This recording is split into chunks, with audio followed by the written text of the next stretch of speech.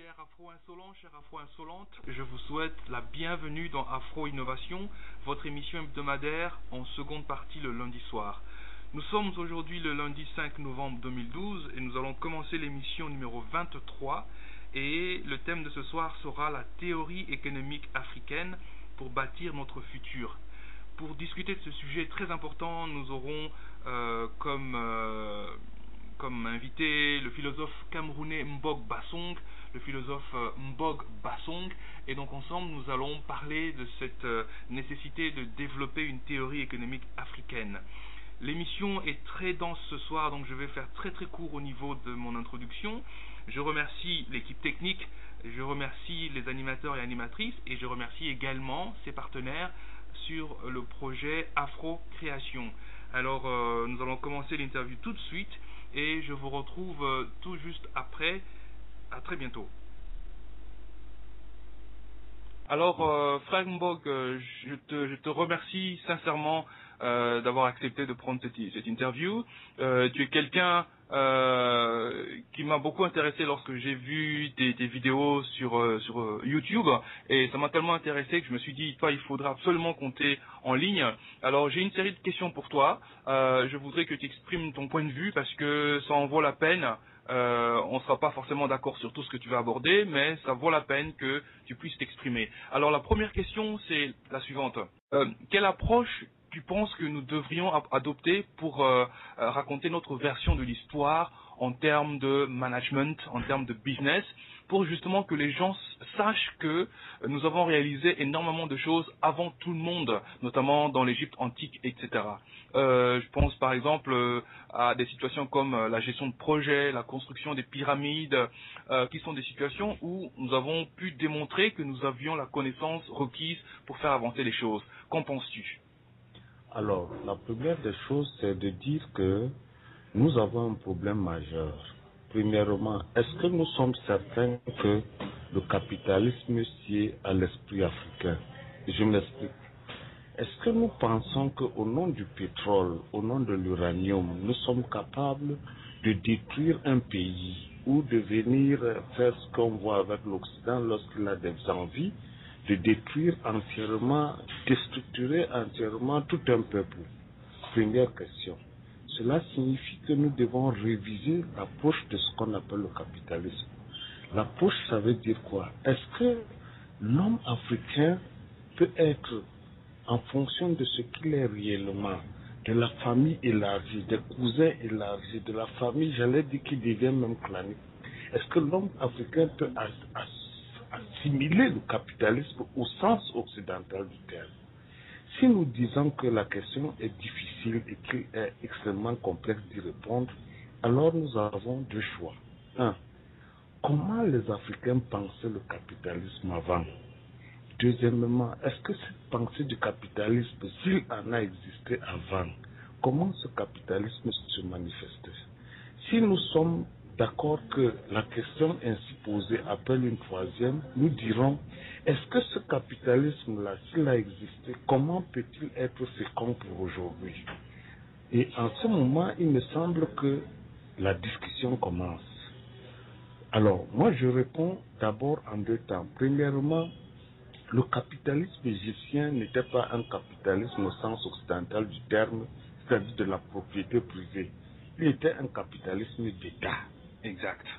Voilà. Et comme il était un capitalisme d'État, l'État devait intervenir sur tout ce qui touche à l'organisation sociale de telle manière qu'on n'aboutisse jamais à ce qu'on voit en Occident, à savoir des modèles de régulation financière qui débouchent dans le néant et où on voit le chômage que l'on voit.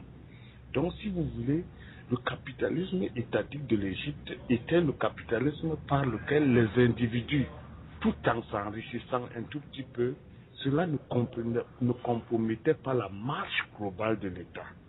Première des choses. Deuxième des choses, si nous disons maintenant que on a un capitalisme qui devient mondial, est-ce que ce capitalisme de l'Égypte peut s'adapter à l'ordre mondial? Je dis oui, mais à condition que le capitalisme de l'Égypte, c'est-à-dire d'État, prenne le soin d'organiser la société pour que les individus qui veulent s'enrichir à outrance une fois de plus, ne porte pas atteinte à la vie de tous. S'il en est ainsi, on peut donc poser la troisième question. Est-ce que, sous cet angle-là, si nous cherchons l'uranium ou le pétrole ailleurs, est-ce que nous pouvons prendre des missiles et aller détruire tous les autres peuples parce qu'on est en compétition inter-nation, inter-peuple? Alors, à ce moment, je dis non. La vocation de l'Afrique n'est pas de traverser les mers, de prendre des missiles pour aller détruire tous les autres peuples au nom de ce capitalisme, parce que la pensée africaine privilégie l'homme.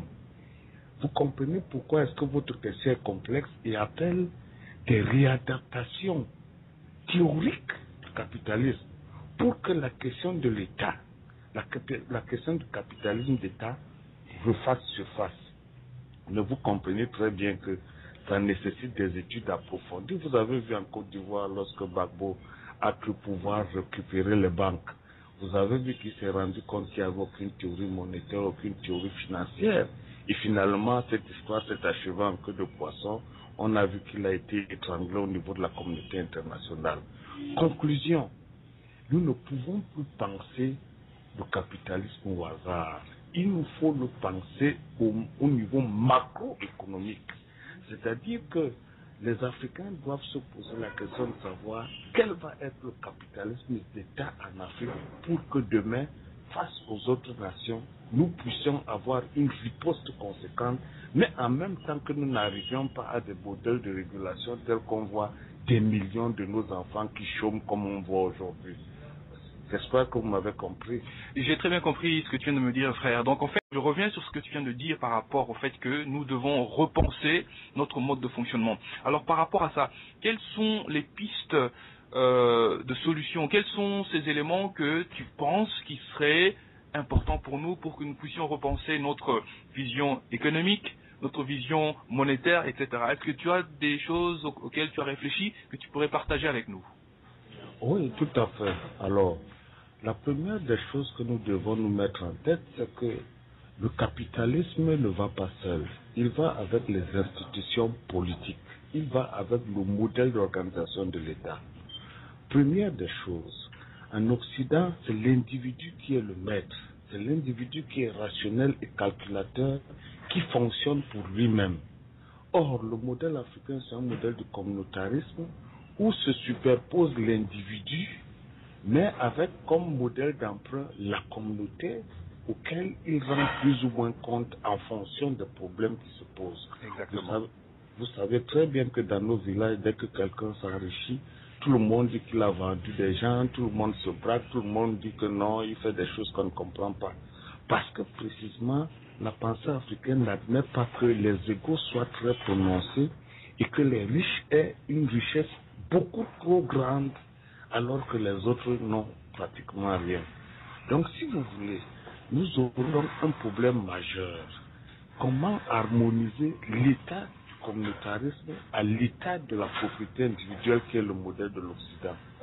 À mon sens, il me semble souhaitable que à cette question de l'individu qui a la propriété privée se greffe l'idée de la responsabilité. En d'autres termes, est-ce que parce que quelqu'un peut s'enrichir, peut prendre sur lui de piller les caisses de l'État, quitte à ce que ses frères et amis, tous ceux qui ont le village, tous ceux qui sont dans les villages ne s'en sortent pas? Il me semble que nous ne devons pas arriver à ce niveau de lacune que l'Occident a organisé entre les hommes et les autres hommes.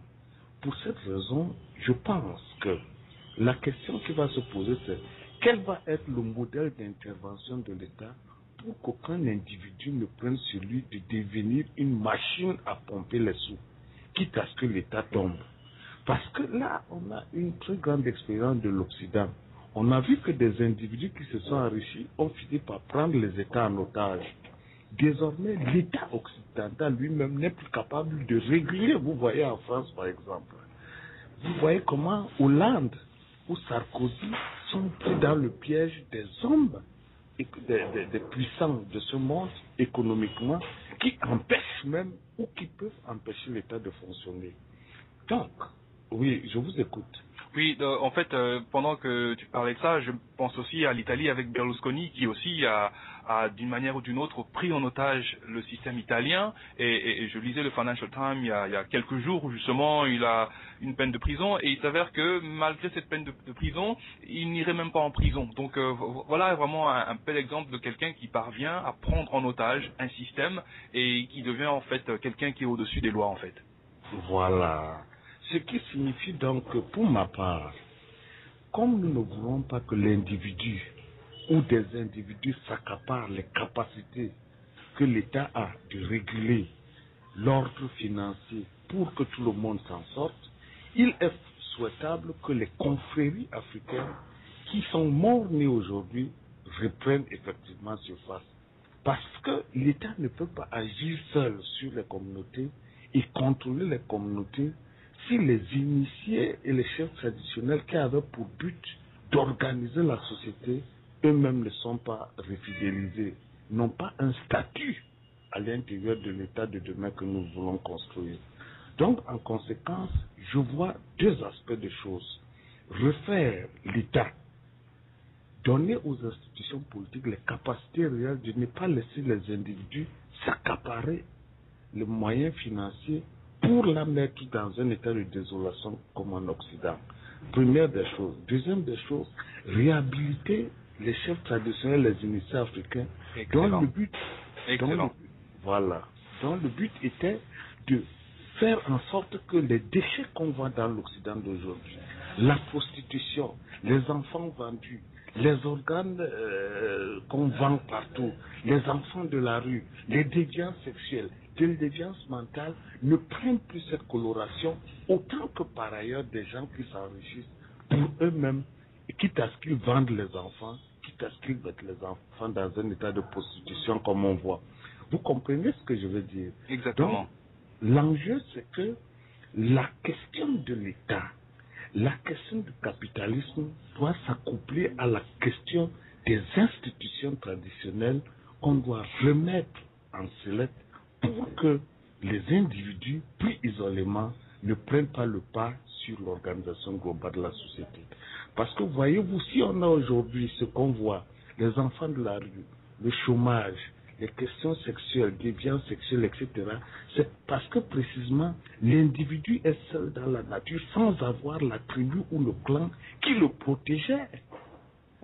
Et c'est en ce sens qu'il faut faire renaître absolument les confréries et les institutions traditionnelles pour qu'elles servent de contrepoids à un capitalisme malheureusement qui est outrecuidant. Donc vous voyez ce que je veux dire. Si capitalisme aujourd'hui il y a, il faut que ce capitalisme s'accompagne des institutions qui servent de tampon à la volonté des individus de prendre le pas sur l'État. Voilà un peu comment je vois cette question.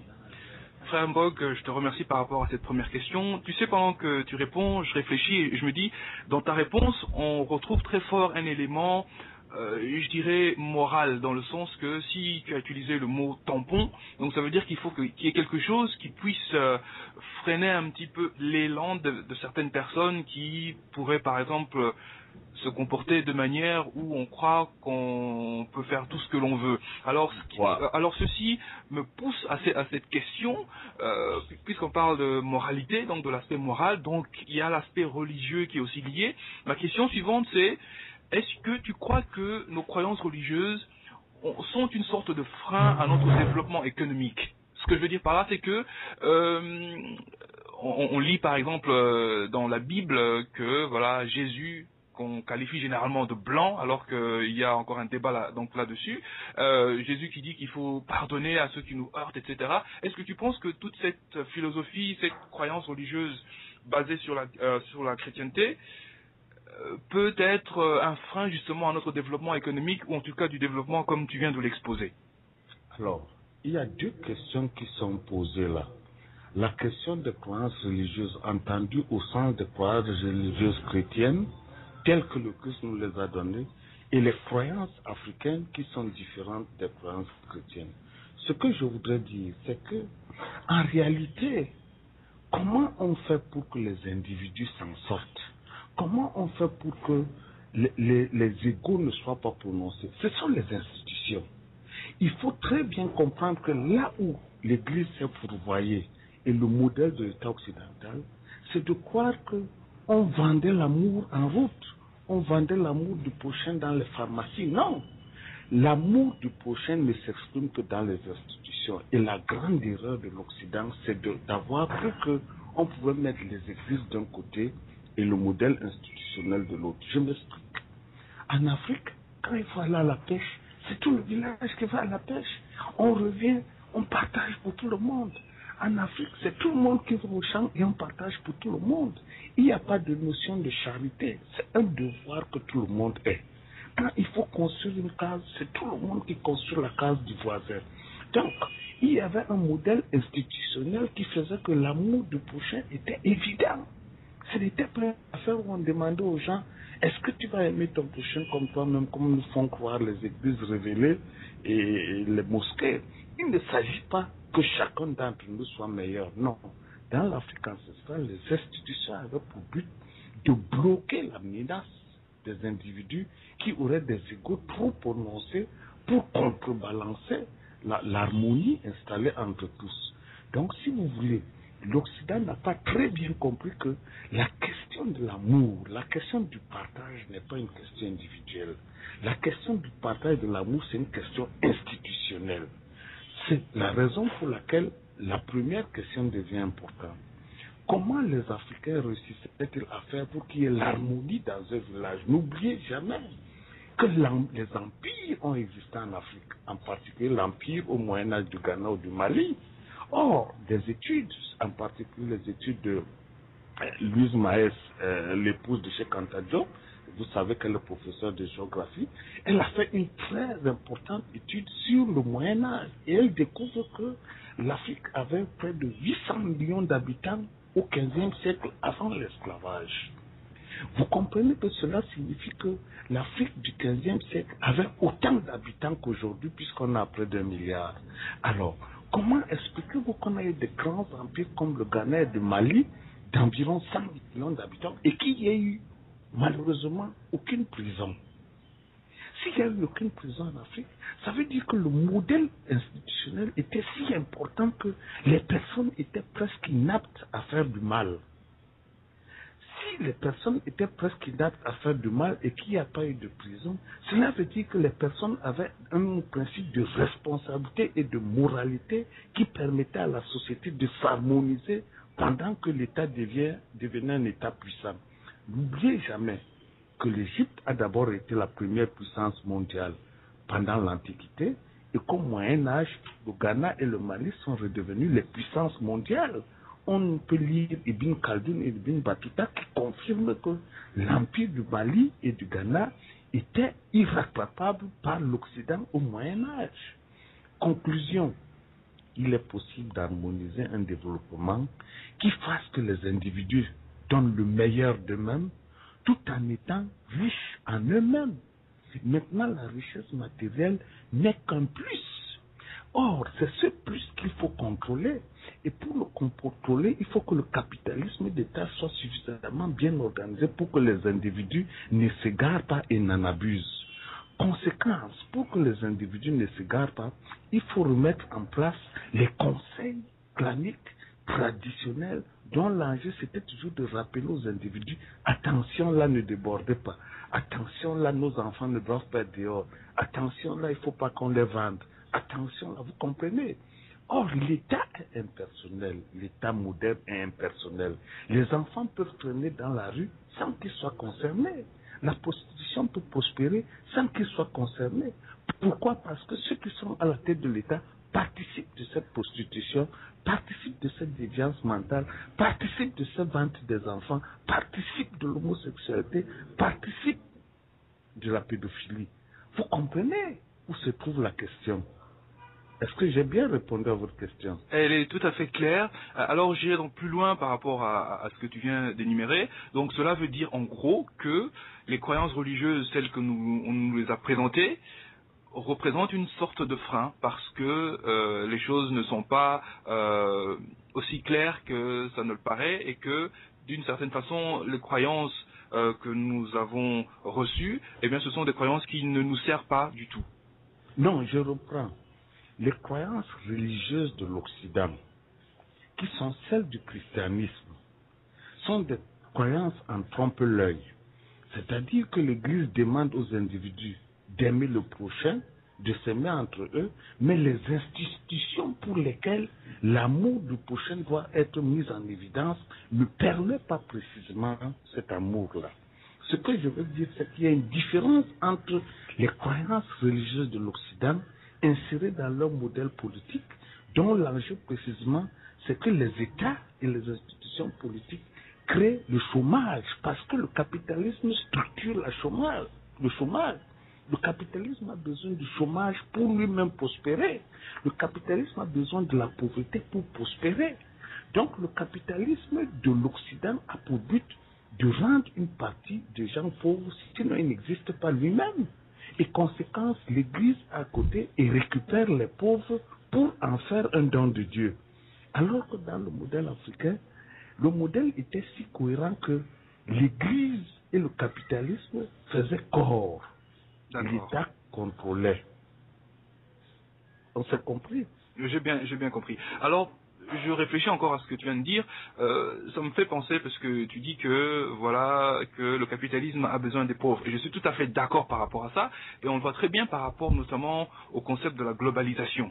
Donc en fait, on essaie d'utiliser un mot très propre, mais en fait, quand on regarde bien derrière, il y a une connotation très sale que peu de gens s'en rendent compte, dans le sens que voilà, je suis une entreprise allemande par exemple, et je voudrais fabriquer les produits dont mes enfants allemands ont besoin, et j'essaie de trouver le pays qui va le produire au coût le plus bas, au lieu d'avoir ce même produit qui serait par exemple fabriqué en Allemagne pour donner de l'argent ou du moins un salaire aux Allemands. On va essayer de chercher des gens dans un pays pauvre, au Vietnam, au Moyen-Orient, en Amérique latine, pour que ce produit soit fait par des gens en payant un salaire qui est le plus bas. Donc tu as bien raison, le capitalisme a besoin du pauvre. Alors ceci me pousse à te poser cette question, que la globalisation en fait a ces deux éléments qui sont aussi là ensemble, que sont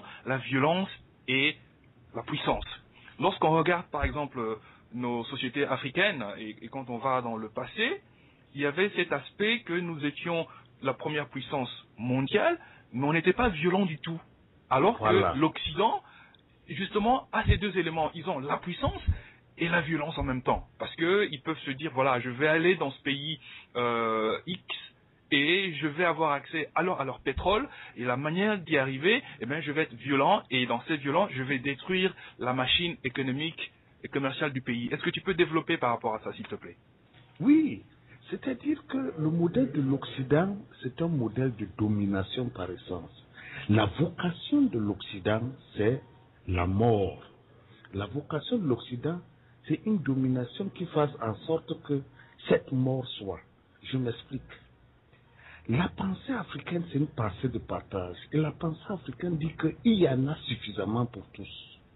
Le jour où la planète Terre aura comme puissance dominante l'Afrique, vous verrez que toute la richesse sera répartagée à tous.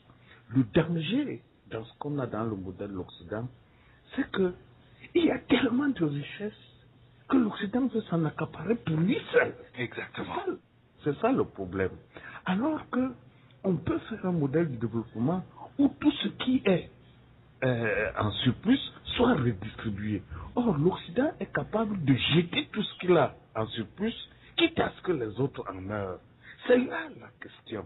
Et c'est la raison pour laquelle la réflexion s'impose. Nous serons le champ de bataille au XXIe siècle, et cela a commencé. L'Asie va se pencher sur nous, le monde arabe va se pencher sur nous, et l'Occident va se pencher sur nous dès qu'ils auront achevé leur lutte et querelle entre eux.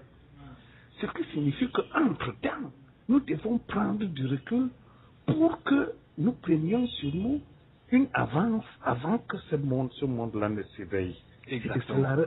Voilà. Et c'est la raison pour laquelle la pensée nous manque. C'est la raison pour laquelle nous, Africains, nous ne faisons pas beaucoup pour faire des recherches suffisantes pour que nous soyons prêts avant que ce monde-là qui nous a mis en esclavage ne nous remette en esclavage une fois de plus. Parce qu'il s'y prépare. Et il ne faut pas croire, l'Asie qui est en train de prendre toute cette terre et ces hectares en Afrique va faire exactement ce que l'Occident nous a fait. Or, nous devons être prêts. Pour être prêts, qu'est-ce qu'il faut? Les peuples s'affrontent sur la base des théories. On ne s'affronte jamais sur la base de la simple lutte armée. Il faut que les théories du droit, les théories de l'économie, les théories de l'architecture, les théories de la religion prennent le pas et que cette confrontation théorique se poursuive par une confrontation militaire. Vous avez beau avoir les armes, si vous ne contrôlez pas la théorie sur la façon dont on construit les armes, vous ne pouvez pas vous en sortir. La conclusion est donc simple. Il est souhaitable qu'avant que l'Occident ne prenne sur lui de nous recoloniser, ou que le monde arabe ne se réveille brusquement pour nous recoloniser, ou que le monde asiatique ne prospère dans la recolonisation qui se prépare, nous les Africains, nous devons préparer cette théorie. Parce que les théories nourrissent l'esprit. Figurez-vous, il y a des tas de chrétiens, des tas de musulmans qui ne savent même pas que ces religions sont antinomiques, ne peuvent pas permettre à l'Afrique de s'en sortir. Ce faisant, on leur brandit Jésus-Christ, on leur brandit Mahomet, et ils croient qu'eux aussi, Mahomet et Jésus sont faits pour eux. Est-ce que vous avez conscience que c'est parce que précisément nous sommes dans les religions des autres qu'on ne s'en sort pas? Est-ce que vous savez que l'Asie n'a pas eu besoin du christianisme ou de l'islam pour devenir une grande puissance?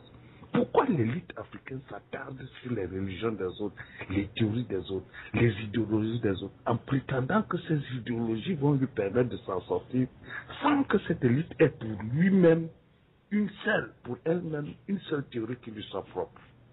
Vous comprenez où se trouve le problème? Le problème est que tant que l'élite aura le sentiment que c'est tout ce qui appartient aux autres qui est bon pour elle, elle n'aura pas compris l'enjeu. L'enjeu, c'est la théorie dans tous les domaines de la connaissance, car ce sont ces théories qu'on met dans le système éducatif. Pourquoi tous les Africains qui finissent l'école sont étrangers à la culture africaine? Parce que précisément, dans le système éducatif qui est le leur, il n'y a aucune trace de la capacité que ces ancêtres ont eu à comprendre le monde. L'histoire est absente. Les théories africaines sont absentes. Il nous faut donc travailler sur ces théories et les mettre dans le système éducatif pour que nos enfants demain, quand ils finissent l'université, qu'ils soient comme le petit arabe de 25 ans et le petit asiatique de 25 ans. Or, nous sommes le seul peuple où celui qui a fini 30 ans ne sait rien sur l'Afrique. Voilà la question. Alors, je vais centrer ce que tu viens de dire par rapport à notre émission, qui est donc basée sur l'innovation et l'entrepreneuriat. Alors, puisqu'on parle de théorie, qu'est-ce que tu penses que devrait être la théorie de l'entrepreneuriat en Afrique, sachant que le modèle individualiste et capitaliste de l'Occident est en train de s'écrouler? Qu'est-ce que tu penses que nous devrions avoir comme trajectoire, ou qu'est-ce que nous devrions avoir comme théorie de l'entrepreneuriat en Afrique? Bon, je viens d'achever un livre sur la théorie économique de la valeur en Afrique. Mais comme vous savez, moi à propos, est-ce que tu pourrais donner le titre et le nom de l'auteur, comme ça les personnes qui nous écoutent puissent avoir accès aussi à cette connaissance? Bon, le problème c'est que l'Harmattan ne l'a pas encore publié, il est déjà à l'Harmattan. D'accord. Donc j'attends sa publication. Le titre c'est l'alternative africaine à la crise du capitalisme mondial. Qu'est-ce que je fais dans ce livre? Je dis dans ce livre ce qu'a été le modèle africain. Mais ça ne suffit pas. Parce que l'économie est divisée en plusieurs catégories d'approches. Il y a l'entrepreneuriat, comme vous devez nous parler, il y a la microfinance, il y a la microéconomie, il y a l'économie des entreprises, l'économie, etc., etc. Il s'agit, dans un premier temps, que tous ceux qui sont dans le monde des affaires se repenchent sur les traditions africaines pour en sortir une théorie efficace du point de vue économique. Car si l'élite ne le fait pas, elle va tomber dans les mêmes travers que l'Occident est en train de vivre. Les individus vont s'enrichir, ils auront des égos prononcés, ils ne penseront plus au leur. D'ailleurs, ils vont même estimer qu'ils ont trop souffert pour devenir ce qu'ils sont sans les autres. conséquence, nous allons reprendre le chemin de l'Occident, qui est un chemin effroyable comme on est en train de voir. En revanche, ce qu'ils doivent faire, c'est que du haut de leur capacité à s'organiser en entreprise, ils doivent reprendre la question fondamentale. Y a-t-il eu des entreprises en Afrique? Première question. Il y en a eu. L'Égypte a connu des entreprises individuelles. Le Mali a connu des entreprises individuelles. Maintenant, l'autre question est comment ces entreprises fonctionnaient dans le cadre du modèle africain? C'est la deuxième question. Quand ils auront fini de savoir comment cela s'est passé, il y a la troisième question qu'ils devront se poser. Comment modéliser une entreprise africaine dans un monde global où les types d'économie et les types d'approche de l'économie sont différents? En d'autres termes, est-ce qu'il y a lieu de formaliser une théorie générique qui permet à la fois de comprendre le modèle africain et de comprendre le modèle de l'entrepreneuriat occidental? Quand on a fini cette approche, c'est à ce moment qu'on fait la dernière phase, la question de l'État. Comment harmoniser la question de l'État à la question d'un monde globalisé et à la question de la propriété individuelle de l'entrepreneuriat? Vous comprenez très bien que ce que j'ai voulu dire, c'est que vous ne pouvez plus continuer à être des hommes d'affaires au hasard. Exactement. Vous ne pouvez pas être des hommes d'affaires comme l'Occident, parce que les travers sont que vous pouvez entraîner des millions d'individus dans la détresse comme on voit avec le chômage. Vous pouvez entraîner des millions d'individus dans la guerre comme on a fait avec Gbagbo. Vous pouvez entraîner des millions d'individus comme au Mali où les intérêts économiques sont privilégiés par rapport à la vie des individus. Tu as absolument raison, mon frère, absolument. Et c'est bien pour cette raison-là que je suis personnellement quelqu'un qui ne pense pas que le modèle capitaliste est le modèle que nous devrions importer en Afrique. Et je pense que nous avons besoin d'un système où la communauté, un système de partage, un système de coopération qui se fait entre individus pour que ça ne bénéficie pas simplement à une personne ou à un groupe de personnes qui sont des élites, mais que ça bénéficie à la masse, à la totalité de l'ensemble des personnes qui sont sur un territoire donné. Or, à ce moment, la question de l'État se pose. C'est-à-dire, quel va être le type d'État qui va accepter ce que vous êtes en train de dire? Parce que si l'État continue à être un État modélisé, emprunté au modèle de l'Occident, on est battu. Donc, il faut changer le modèle de l'État qu'on a. Donc, il faut prendre le pouvoir. Donc, il faut être capable de prendre le pouvoir et de modéliser la situation qui va permettre à l'Occident lui-même d'être battu dans notre modèle. Vous comprenez? La situation n'est pas simple. C'est pour ça que la réflexion doit être la première des choses pendant qu'on fait les affaires. On n'interdit pas, au contraire même, c'est une bonne chose que vous fassiez des affaires, parce que chemin faisant, vous pouvez fructifier les zones où se fait la réflexion. Mais nous ne pouvons pas séparer ce que nous faisons entre ceux qui sont riches, ceux qui n'ont rien, ceux qui ne peuvent pas faire quelque chose, mais qui peuvent donner une partie d'eux-mêmes pour la lutte, parce qu'en Occident, ils sont organisés. Il y a des départements qui travaillent sur 100 ans. Quel va être le modèle dans 100 ans? Comment l'Occident va s'en sortir face à la montée en puissance de l'Asie et du monde arabe? Et ils réfléchissent sur 100 ans. Il y a des départements au CNRS partout, même aux États-Unis. Mais nous, on n'a même pas encore de lieu de réflexion. D'où vous comprenez mon désarroi. En réalité, ce que vous devriez faire, il me semble, mon cher Jean, c'est que les gens comme vous qui avez de la puissance financière, vous devez aider à faire ces travaux. Vous n'êtes pas obligé de vous-même de faire ces travaux, mais vous pouvez avoir un consortium où vous nous dites, écoutez les gars, nous avons 3 millions de francs pour avoir tel résultat dans 6 mois, dans 1 an. Et que vous nous mettiez au travail. Parce que vous n'êtes pas obligé d'être comme nous, qui réfléchissons tous les jours. Il faut bien que les gens travaillent chacun dans son domaine, mais dans une sorte d'articulation globale pour que l'Afrique s'en sorte. Tu comprends ce que je dis? Je comprends très bien et je suis ravi que tu me poses cette question, que tu me lances ce défi. Je dois te signaler que dans cette radio et par rapport à cette émission Afro Innovation, j'ai solliciter nos frères et sœurs qui nous écoutent chaque semaine en leur proposant justement un projet qui s'appelle Afrocréation, qui est une initiative dans le but de créer la plus grande coopérative en Afrique.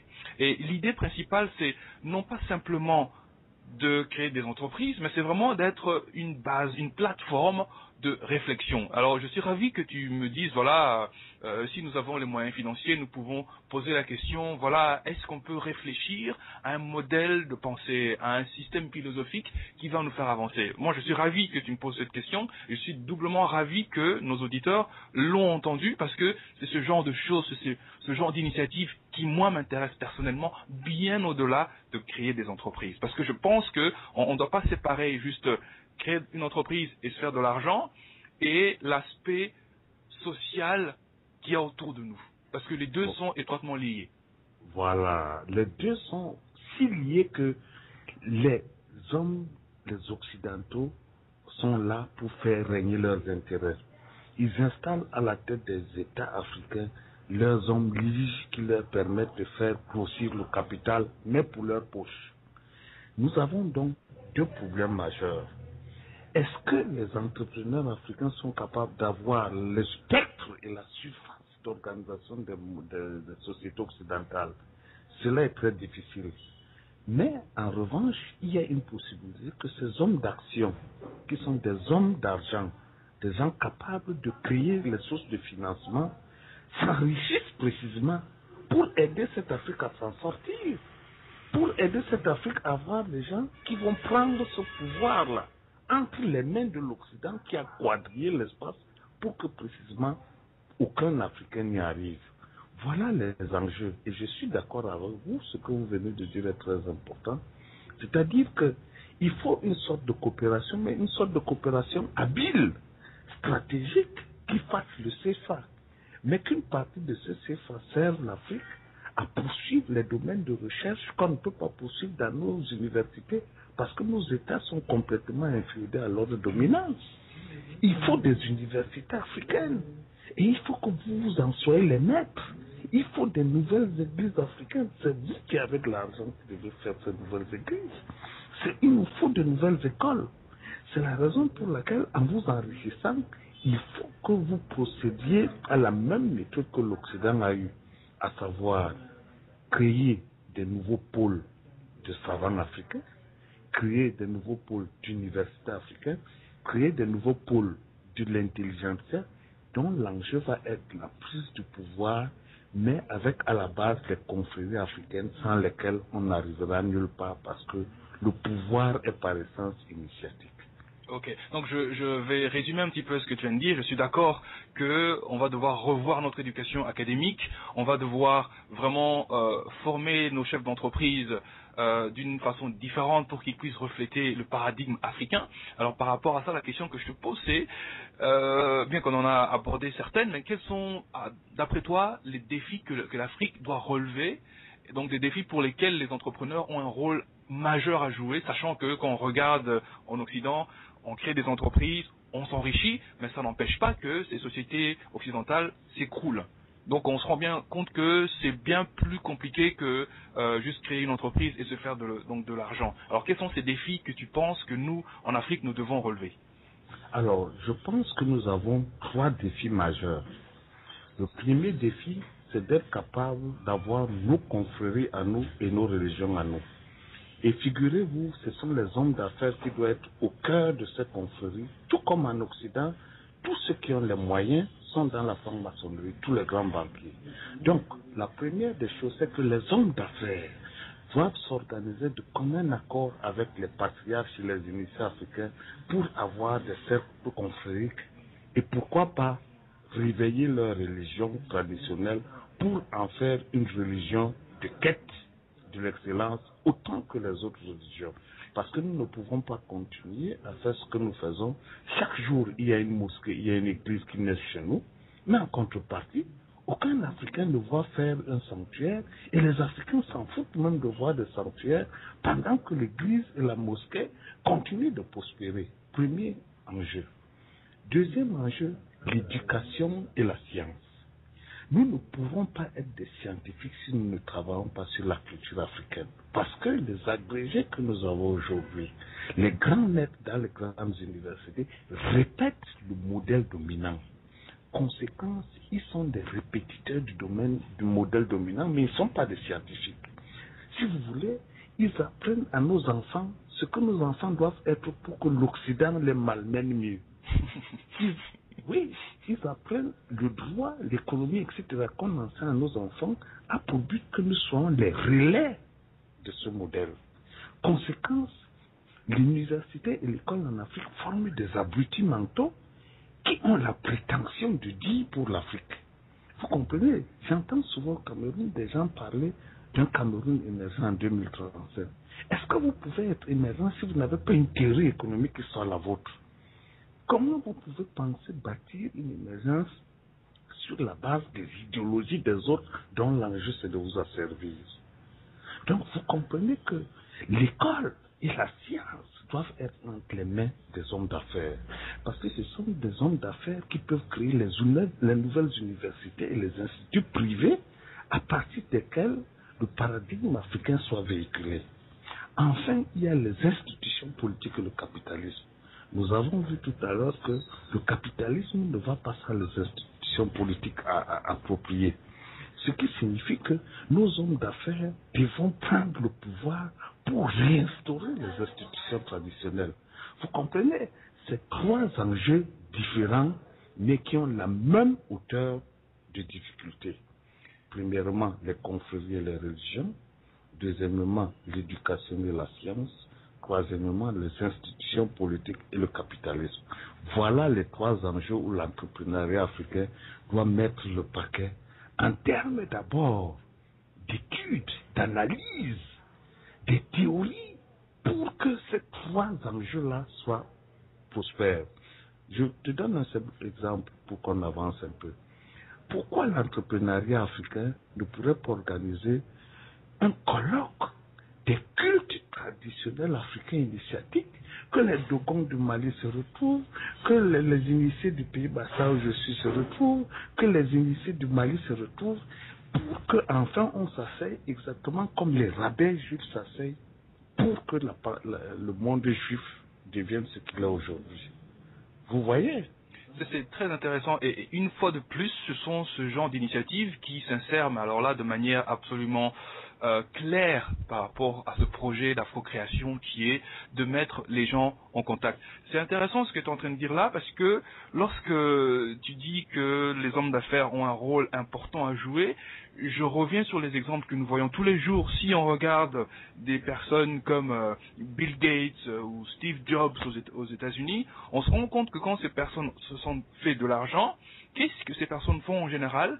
Elles donnent de l'argent aux universités qui en général donnent des noms dans des pavillons de ces universités au nom des personnes qui ont donc financé. Donc on voit par exemple dans des universités américaines la salle Bill Gates ou le pavillon Steve Jobs, justement pour dire qu'ils se sont fait de l'argent et maintenant ils mettent cet argent au service d'une idéologie qui est la leur.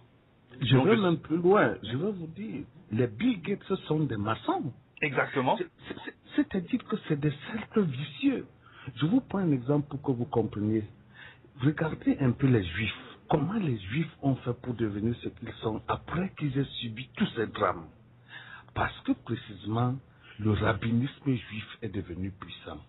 Les rabbins juifs, qui sont ceux qui sont chargés de la pensée close, se sont mis avec les penseurs, les Einstein, les von Braun, etc.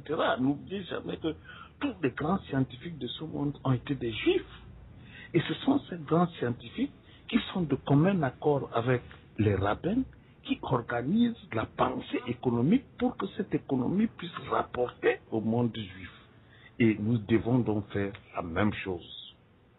Je suis tout à fait d'accord. Alors, nous arrivons donc un petit peu à la fin de cette émission. Alors, une question un petit peu, on va peut-être dire terre à terre, mais il faut que je te la pose quand même. Voilà, il y a quelque chose qui m'irrite énormément, c'est ce culte de l'entrepreneur, comme celui que l'on connaît en Occident. C'est le culte des millionnaires, des milliardaires. Alors, chaque année, en Grande-Bretagne ici, on voit la liste des hommes les plus riches. la liste des femmes les plus riches, la liste des PDG de moins de 40 ans, la liste des nouvelles stars montantes. Ce sont des listes qui, en général, moi, m'exaspèrent au plus haut point. Alors, je te pose la question quand même, c'est qu'est-ce que tu penses de ces listes de millionnaires et milliardaires africains, listes que l'on commence à voir de plus en plus sur le net, etc. Oui, mais le problème, c'est que les milliardaires africains, ils ont leur ensuite et ça ne sert même pas le développement de leur pays. Donc, c'est la première chose. Mais la deuxième chose, c'est que n'oublions jamais que le monde occidental est fondé sur la rationalité des individus. C'est exactement comme l'affaire du Christ. Si tu ne passes pas par Christ, tu ne seras pas sauvé parce que le modèle, c'est le modèle de l'exclusivisme. Le modèle occidental est fondé sur l'idée selon laquelle les individus sont rationnels, calculateurs et font tout pour s'en sortir. Même si les autres ne s'en sortent pas, chacun se bat.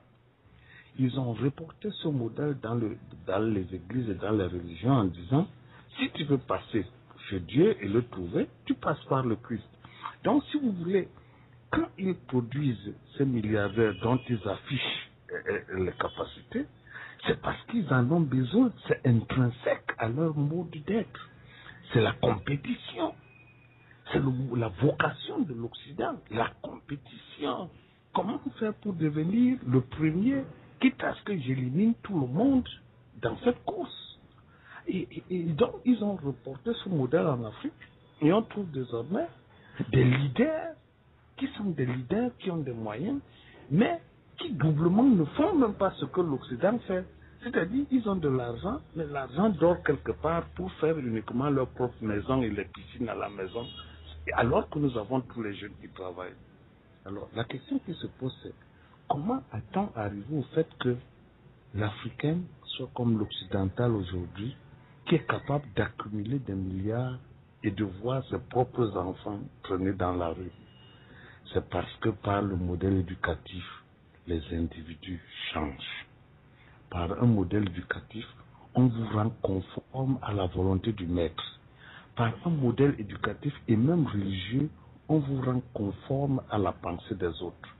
Si nous ne tuons pas dans nos modèles éducatifs, qui ont fait des élites sans fond, des élites mendiantes, des élites agrégées d'université, mais incapables de quoi que ce soit, on est perdu. Et c'est la raison pour laquelle l'insistance sur la question de l'éducation est importante. Vous avez vu les Juifs, vous avez vu comment leurs enfants sont juifs. Leurs enfants n'ont pas besoin d'être occidentaux comme nous. Nous, nos enfants naissent, à peine sont-ils nés, qu'ils croient qu'être en France c'est une bonne chose. À peine sont-ils nés, qu'ils s'appellent Pitou, Patou, etc. On ne trouve pas un arabe qui s'appelle Pierre ou Paul. On ne trouve pas un arabe qui s'appelle Serge. On ne trouve pas un japonais ou un chinois qui cherche absolument à s'appeler Paulin, etc. Pourquoi les Africains le font? Pourquoi les Africains pensent que s'appeler Pierre-Paul, c'est une chose extraordinaire? Parce que la question de l'éducation chrétienne et la question de l'école où nous sommes allés est nocive pour nous. C'est la raison pour laquelle l'université africaine de demain sera fondamentale. Sinon, il ne faut rien espérer, rien ne se fera. Voilà, c'était des propos recueillis ce soir sur Afro Innovation avec notre invité, un invité de haute pointure, un philosophe camerounais qui s'appelle Mbog Bassong. Donc, frère Mbog Bassong, un très grand merci par rapport à tout ce que tu viens d'énoncer ce soir. Je peux te rassurer que le message était percutant. Le message était très pointilleux et je te remercie d'avoir pris le temps de nous parler ce soir, de parler à tous nos frères, à toutes nos sœurs en Afrique et dans la diaspora. Alors un dernier mot de la fin, je te laisse donc 1 minute, tu peux dire le message qui te convient et après cela nous allons rendre l'antenne. Vas-y, c'est à toi. Alors, j'aimerais d'abord vous remercier, vous, d'avoir permis que je m'exprime dans vos antennes. Et je voudrais vous rassurer que je reviendrai chaque fois que vous aurez besoin de moi. Parce que c'est ça l'enjeu. Et je termine en disant, si nous ne voulons pas aimer cette Afrique, si nous ne voulons pas aimer nos traditions, si nous voulons les détester comme l'Église a tout fait pour qu'on le fasse, pour que nous jetions nos fétiches, pour que nous oublions nos ancêtres, eh bien, il n'y aura pas d'avenir pour l'Afrique. Et c'est la raison pour laquelle j'invite les entrepreneurs à nous aider à faire ce travail. Et particulièrement, le jour où vous qui êtes entrepreneur, vous aurez pour but que enfin les cultes traditionnels soient refondés pour être, que l'Afrique aura commencé à se réveiller. Et prenez ça pour quelque chose de très important. Et s'il vous plaît, essayez de vous en occuper. Je vous remercie bien. Un très grand merci, frère. Je peux te rassurer que tout ce que tu viens de dire n'est pas pris à la légère. Je sais que nous restons en contact parce que nous sommes très très proches et nous allons continuer donc à nous poser des questions par rapport à ce qu'on vient d'énoncer ce soir et je suis certain que nous allons pouvoir commencer à faire des choses de manière concrète. Voilà, c'était une interview ce soir du frère Mbok Bassong, philosophe camerounais. On te remercie et on espère te revoir ou en tout cas t'avoir sur cette antenne d'ici peu. Merci beaucoup, à bientôt. Merci bien, John. Au revoir, bye bye. À bientôt.